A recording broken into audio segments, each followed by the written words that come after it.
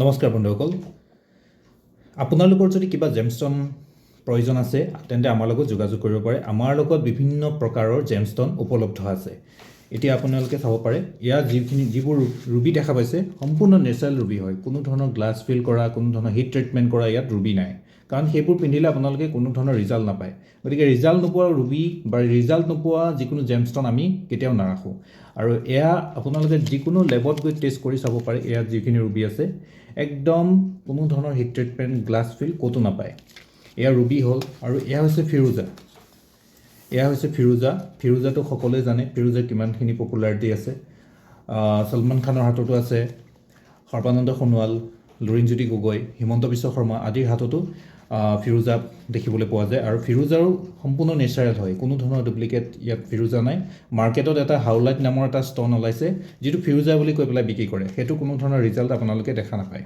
গতিকে যদি নেচাৰেল ফিৰোজা আপোনালোকক লাগে তেনেহ'লে আমাৰ লগত যোগাযোগ কৰিব পাৰে। ইয়াত ফিৰোজা একদম হোলচেল 400 টকা পাৰ কেৰেটত আপোনালোকে লাভ কৰিব পাৰিব। যিকোনো জেগাৰ পৰাই আপোনালোকে যদি লাগে আমাৰ লগত যোগাযোগ কৰিব পাৰে। 400 টকা পাৰ কেৰেটত আপোনালোকে ফিৰোজা লাভ কৰিব পাৰিব। আৰু পোখৰাজৰ যিখিনি আছে, এইটো শ্ৰীলংকাৰ এটা পোখৰাজ আছে, এইখিনি আমি দেখাইছোঁ। শ্ৰীলংকাৰ এইখিনি নেচাৰেল পোখৰাজ, কোনো ধৰণৰ হিট ট্ৰিটমেণ্ট কৰা নাই। এইখিনি দেখা পাইছে, কিন্তু বহুত বেছি দামৰ নহয়।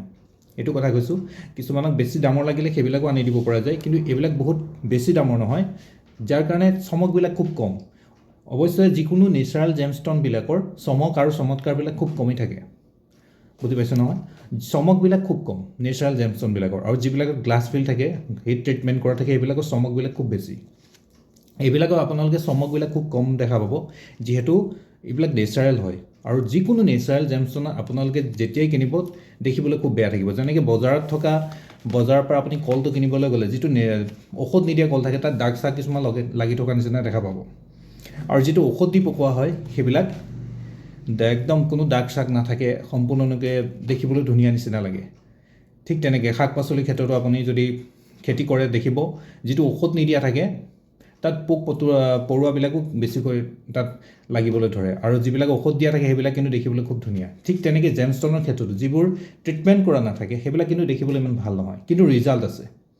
এতিয়া বৰ্তমান সময়ত বেছিভাগ মানুহে গ্লাছ ফিল ৰুবি পিন্ধি আছে, গ্লাছ ফিল পোখৰাজ যিবোৰ ষ্টন আছে সেইবিলাক পিন্ধি আছে, যাৰ ফলত কোনো ধৰণৰ ৰিজাল্ট দেখিবলৈ তেওঁলোকে নাপায়।